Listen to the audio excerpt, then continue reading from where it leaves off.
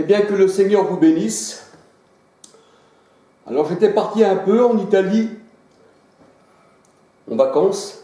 Bon, c'est sûr, ça n'a rien avec la parole du Seigneur. Mais vous savez, des fois, il est bon de savoir un peu ce qu'est le monde, quoi. La mode de vie des personnes, ici et ça. En Italie, j'ai trouvé des bonnes personnes, je vois, qui sont vraiment accueillants. Ce sont vraiment des gens gentils, je ne connais pas tous, mais le peu que j'ai rencontré, eh bien, c'est vraiment des personnes sympathiques. Malgré qu'il y avait le langage qui nous séparait. J'ai rencontré une personne à Pise, en Italie, à la tour de Pise. Eh bien, cette personne-là, j'ai parlé un peu du Seigneur. Alléluia.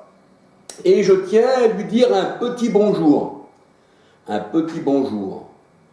Parce qu'il est toujours bon de se rappeler des personnes à qui nous avons parlé du Seigneur. Et qui, eh bien, le cœur disposé à la parole de Dieu. Alléluia. Eh bien, un petit coucou à cette personne. Mais là, je vais vous parler, eh bien, de la parole de Dieu. Alléluia. Parce que le Seigneur est merveilleux. Je vais vous parler un peu de chiffres, mais je vous parlerai encore d'autres choses dans cette étude de la parole de Dieu. Alléluia. Alors nous savons que le chiffre 6 représente l'homme charnel. Le chiffre 6 représente l'homme charnel dans la parole de Dieu.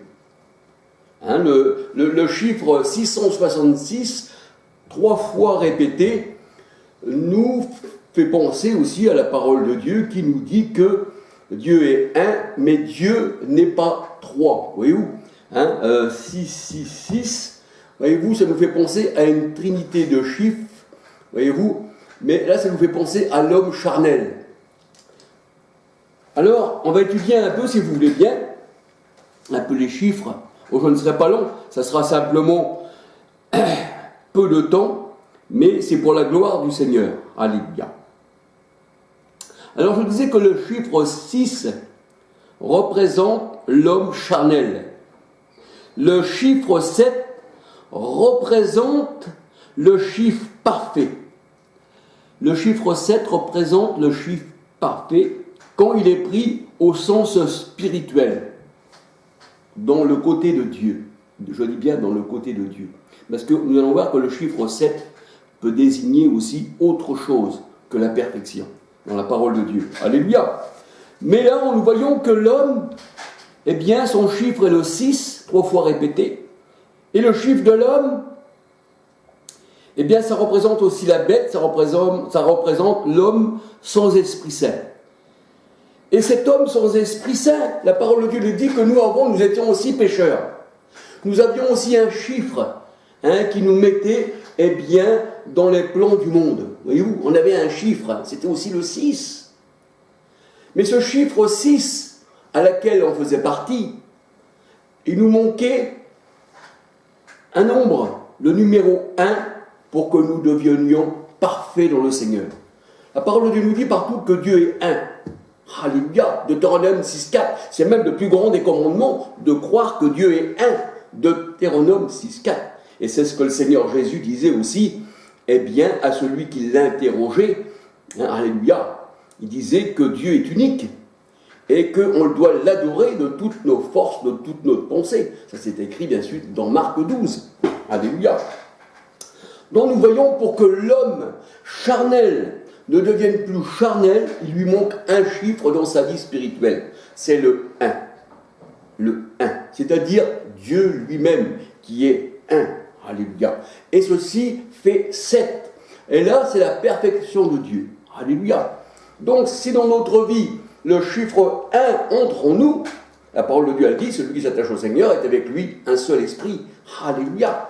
Et ce 1, eh bien, il n'est que 1, mais combien il peut changer notre vie. Si on ne l'accepte pas dans notre vie, ce chiffre 1, nous sommes charnels. Nous sommes déchus. Nous sommes rejetés. Alléluia. Et quand le chiffre 6, eh bien, s'unit avec le chiffre 1, le chiffre 6 n'existe plus, puisqu'il est devenu 7. Et il est devenu le chiffre 7. Mais regardez un peu la parole de Dieu comme elle est grande, alléluia, comme dit la parole est grande, alléluia. Le chiffre 7, après, eh bien, il devient 1. Vous allez me dire, mais Charles, il est fou. Non, parce que le Seigneur a dit que nous sommes 1 avec lui. Mais le chiffre 7, le chiffre 1, attaché au 6, eh bien, fait que nous sommes devenus la perfection de Dieu. Alléluia. Alors on va se laisser diriger, non par ma parole, qui n'est rien, mais on va se laisser diriger par la parole du Seigneur. Si vous voulez l'accepter ou la refuser, libre à vous. Je ne suis pas un gourou, je parle simplement. Et on a le droit de me critiquer, on a le droit de me dire que, eh bien, cet homme-là, il est fou, ici et ça. Et là, c'est même une récompense du Seigneur qui dit qu'on vous insultera à cause de mon nom, parce que vous êtes à moi, eh bien, sachez que l'Esprit de Dieu repose sur vous. Et le Seigneur a dit, s'ils étaient de Dieu, alors ils vous écouteraient. Mais vu qu'ils ne sont pas de Dieu, alors ils ne vous écoutent pas. Et le Seigneur a dit, eh bien, que les faux prophètes, eux, ils sont écoutés. Et ils sont foule dans la maison de la grande prostituée, Jérémie 5, verset 7. Mais là, je ne suis pas là pour discuter de ceci, je ne suis pas là pour accuser personne. Et je tiens à dire que les Juifs, le salut vient des Juifs, et je ne suis pas antisémite. Non, non, non, non, non, non. Je ne suis pas contre les personnes, je ne suis pas contre les hommes. Dieu seul juge, alléluia. Si mes propos, des fois, au sujet des Juifs, selon la chair, des fois sont un peu élevés, Dieu sait combien je leur en veux pas, parce que c'est le Seigneur qui juge. Et moi, je ne juge pas, bien que la parole de Dieu, elle dit, l'homme spirituel juge de tout, et il n'est jugé par personne. Et où ? Donc il faut mettre là où est le mal, et là où est le bien, selon le Seigneur. Quand le Seigneur disait, race de vipères, eh bien aux pharisiens, ils étaient aussi juifs, et que lui était juif, il ne s'insultait pas lui-même, voyez-vous, mais il parlait, eh bien, de la doctrine, simplement. Quand moi je parle dans la parole de Dieu, c'est pas pour accuser les gens, pour mettre les gens au plus bas de terre, non, on est tous des hommes, avec leur bonté, et aussi, eh bien, leurs qualités et leurs faiblesses. Mais on est sauvé par grâce, et la grâce ne dépend pas des œuvres. Ça veut dire que tout homme est pécheur. Et moi, si je jugeais que je n'avais pas de péché, je ferais Dieu menteur. Alors que le Seigneur, lui seul, est son péché. Et lui seul peut nous rendre purs, alléluia. Donc une grâce n'est pas attribuée par nos mérites. Alléluia. Donc là, je vous parlais du chiffre 6, qui s'allie au chiffre 1 qui fait 7. La perfection. Et ce chiffre 1 est primordial parce que le Seigneur dit, celui qui s'attache au Seigneur est avec lui un seul esprit. 1 Corinthiens 6, 13 à 19. Voyez-vous ? Et tu sais qu'il n'y a qu'un seul Dieu ? Jacques 2, 19. Donc 1, toujours l'unité. Mais si cette unité-là, elle est dans ta vie, elle vient dans ton cœur, toi qui fais partie du 6, tu deviens 7. Et tu deviens 1 avec le Seigneur. Alléluia ! Je ne vais pas me répéter, mais je veux dire simplement les choses. Alléluia.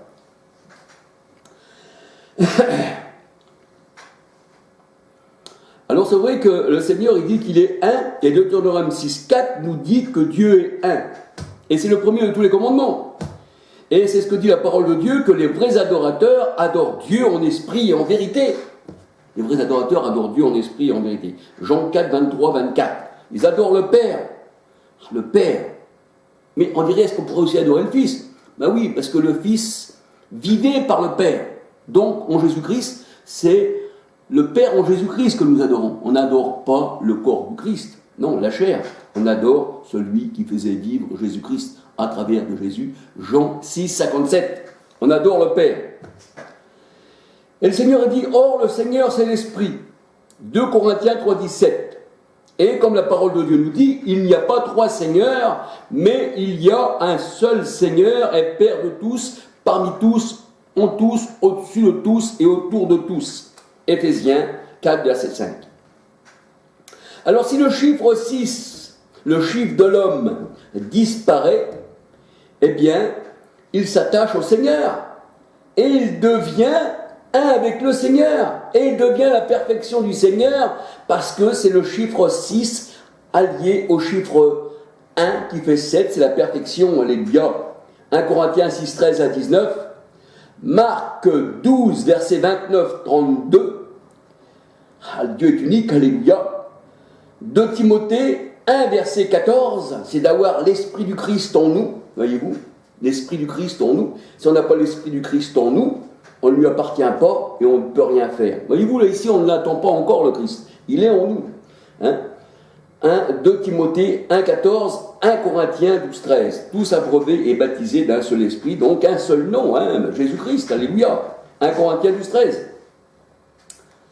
Alors c'est vrai que la fusion du peuple de Dieu avec son Dieu ne forme plus qu'un. C'est ce que dit le Seigneur Jésus-Christ d'ailleurs. Il ne forme plus qu'un. Jean 17, versets 20, 21, 22, 23, 26. Moi en vous, vous en moi, afin que nous soyons plus qu'un.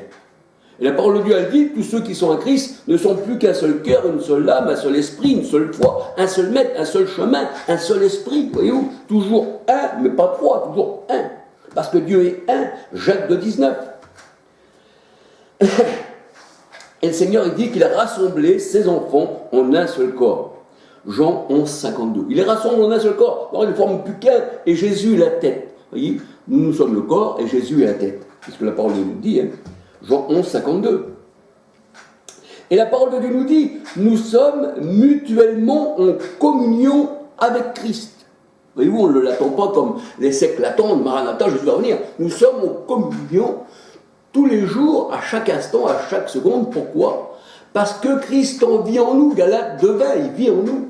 Voyez-vous, il vit. Nous sommes le temple du Christ.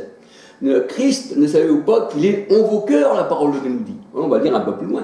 Voyez-vous, c'est ça l'unité. C'est ça le chiffre 6 qui fait que l'Éternel, eh bien, a mis son ombre, son unité sur nous, et nous sommes devenus la perfection, un avec lui. Alléluia. Simplement. Alors nous sommes mutuellement avec Christ, les uns les autres. 1 Jean 1, verset 5, 6, 7. 1 Jean 1, verset 5, 6, 7.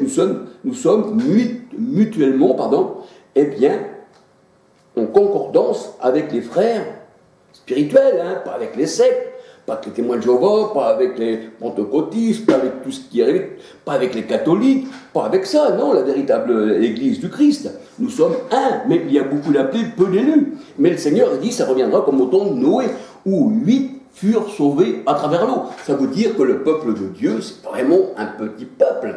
Quand 2 ou 3 s'assemblent, le Seigneur, il est là au milieu d'eux. Il n'a pas dit qu'on toute une religion qui comporte, eh bien, je sais pas, mettons 50 millions ou 60 millions de personnes, c'est là que je me tiens. Non, même le Seigneur, il le dit dans Jérémie 5,7, sont foule dans la maison de la grande prostituée.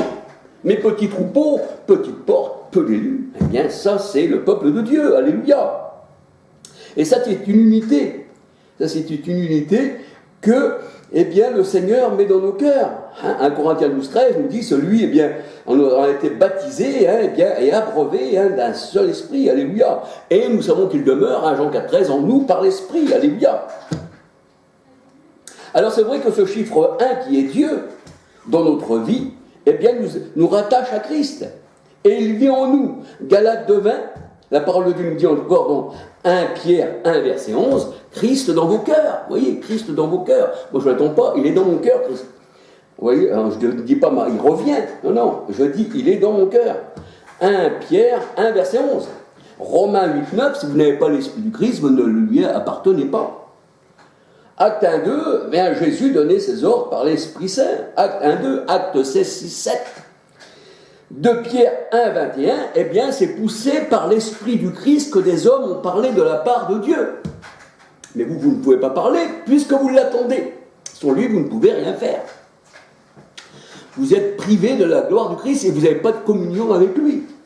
Et vous ne pouvez pas parler de sa part parce que c'est poussé par l'Esprit Saint que des hommes ont parlé de la part de Dieu. Et Romains 8, 9 nous dit, si vous ne l'avez pas, vous n'avez pas l'Esprit du Christ, vous ne lui appartenez pas. Eh oui. Son Christ dans notre vie, on ne peut pas parler en son nom. Et Jésus disait, celui qui vous écoute m'écoute et celui qui vous rejette me rejette. Luc 10, verset 16. Parce qu'on parle de la part du Christ. Parce que Christ est en nous. On ne l'attend pas, il est en nous. Si on l'attendrait, on ne pourrait pas parler de sa part. Alors comment dire que Jésus revient lorsque il vit en nous et que nous vivons en lui. Galates 2:20. Les adeptes du retour du Christ sont restés charnels et ils portent le chiffre 6.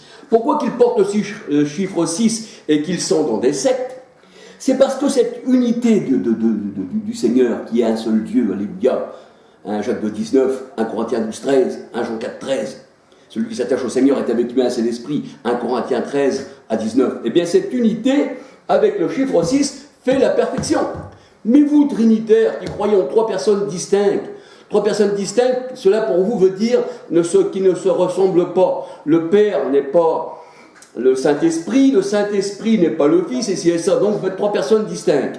Là, vous dépassez le chiffre, parce que si vous avez trois personnes distinctes, et vous êtes vous-même le chiffre 6 qui représente la chair, là vous dépassez le nombre, là vous êtes le chiffre 9. Voyez-vous, le chiffre 9. Voyez-vous, 3 fois répéter le chiffre 9, 3, 3, 3, voyez-vous, c'est ça, hein, et 3, 3, 3, ça représente toujours la Trinité. Alors, je veux dire par là que vous ne pouvez pas vous concorder avec le Seigneur. Le chiffre 7, vous ne l'aurez jamais dans votre vie. Il faut que vous acceptiez le 1, mais pas les trois personnes distinctes. Voyez-vous, 6 plus 3, hein, eh bien, égale 9. 9, eh bien, c'est 3, 3, 3 fois répété. C'est un peu comme le 6, 6, 6, voyez-vous. Et les gens du monde adorent toujours les dieux par 3. C'est pour ça que cette religion-là, aujourd'hui, nous voyons quelle est la religion égyptienne, une religion franc-maçonne. Voyez-vous, j'ai fait des études, hein. Eh bien ces études je les ai mis sur vidéo, Dieu Tout-Puissant, hein. Et puis vous voyez que les religions, eh bien j'ai écrit Égypte, parce que c'est l'Égypte. Voyez-vous, c'est ça.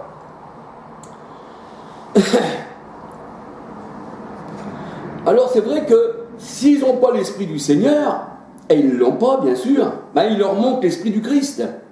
Le Seigneur il dit, homme sans esprit, fontaine sans eau. Parce que l'eau, c'est un symbole de l'Esprit Saint. 1 Corinthiens 12:13 nous dit que nous sommes tous abreuvés, eh bien, de l'Esprit Saint. Et Jésus disait, venez à moi vous tous qui avez soif. Et il parlait de cela, de l'Esprit que devaient recevoir ceux qui croiront en lui. Mais comme vous ne croyez pas en lui, mais vous croyez au pape, que vous croyez à toutes ces religions, à Constantin, à la franc-maçonnerie sans le savoir, parce que vous êtes aussi franc-maçon sans le savoir, parce que c'est la franc-maçonnerie qui tire la ficelle de tout ça, eh bien, vous êtes des hommes sans esprit. Et si vous n'avez pas l'Esprit du Christ, et poussé par l'Esprit Saint que des hommes vont parler de la part de Dieu, vous ne pouvez pas parler. Vous parlez de votre propre cœur. Alors ça, c'est écrit dans Jude 18-19. Homme sans esprit, fontaine sans eau. Jude 18-19. 2 Pierre 2-17. Fontaine sans eau. 2 Pierre 2, verset 17. Parce que, voyez-vous, que la parole de Dieu, elle dit que Christ, c'est lui qui parle en nous. 2 Pierre 1-21. Et ces hommes-là, eh bien, ils suivent leur propre esprit, la parole de Dieu nous dit. Dans Ézéchiel 13, verset 3. Ils suivent leur propre esprit. Et cet esprit-là, la parole de Dieu, elle dit, c'est l'esprit du monde. 1 Corinthiens 2-12, c'est l'esprit du monde. Et le monde, eh bien, les écoute. C'est pour ça qu'ils sont en foule. Le monde entier les écoute. Ils reçoivent même des médailles. Comme le président, eh bien, de Vie et Lumière a reçu une médaille, voyez-vous, de la part du monde. Mais le Seigneur a dit, si tu es ami du monde, tu es ennemi de Dieu. Et on reconnaît les faux prophètes, eh bien, ceux qui sont amis du monde. Et le monde les écoute. Ils reçoivent même des poignées de main chaleureuses. Et on leur donne la médaille. Et quand Jésus-Christ est venu notre maître, il n'a pas reçu la médaille d'honneur de César, non. Au contraire. Au contraire. Et oui, c'est tout le contraire. Et c'est vrai que le monde les écoute. Et la parole de Dieu, elle dit que nous, avec Christ, hein, surtout avec les apôtres, hein, alléluia, c'est tout surtout autour des apôtres qu'il y a eu le combat, hein, 1 Jean 4, verset 4, 5, 6, eh bien, ils ont vaincu le monde et ils ont vaincu le malin. Et on peut dire aussi que nous, aujourd'hui, eh bien, le malin, le monde n'a plus de pouvoir sur nous. Mais vous voyez que le monde actuel, les dirigeants du monde, les dominations de ce monde, eh bien, ils sont acclamés. Hein, ils sont pris comme des dieux, on se prosterne devant eux. Ça, c'est une star du cinéma. L'autre, eh ben, c'est mon gourou, il tient une secte, eh ben, il faut que je lui embrasse les pieds, c'est ça. Ils sont acclamés. Et pourtant, tous ces gens-là, eh bien, il y a eu des guerres de religion, des massacres, il y a une pédophilie incroyable et tout. Mais ils sont quand même adorés, voyez-vous, ils adorent la créature au lieu du créateur, la parole de Dieu nous dit, voyez-vous, ils adorent la créature. Ah oui, ils ont changé, eh bien, la loi de Dieu, voyez-vous. Et Dieu leur a envoyé une puissance d'égarement 2 Thessaloniciens, eh bien, 10, 11, voyez-vous. Alors c'est vrai que le monde n'a plus de pouvoir sur nous. Le malin n'a plus de pouvoir. 1 Jean 2, 13. 1 Jean 2,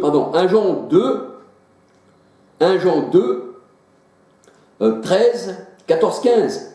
Vous avez vaincu le malin, petits enfants, qui dit le Seigneur. Et le monde entier sous la puissance du malin. Et le Seigneur a vaincu les rois, a vaincu la bête, a vaincu le monde. Apocalypse 17, versets 9 à 14. Apocalypse 17, versets 9 à 14. Voyez-vous?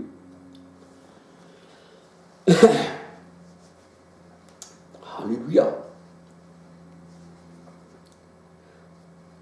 Et c'est vrai qu'on regarde, hein, pour le monde, il y a plusieurs dieux. Pour le monde. Et c'est ça les religions du monde. Pour eux, il y a plusieurs dieux. Et ça s'écrit dans la parole de Dieu, dans 1 Corinthiens 8, 4, 5, 6. Pour le monde, il y a plusieurs dieux. Il y a une trinité de dieux, il y a même encore plusieurs dieux. C'est pour ça que le Seigneur dit, tu as eu plusieurs maris, adultères que tu es. Ne sais-tu pas que les vrais adorateurs adorent Dieu en esprit et en vérité?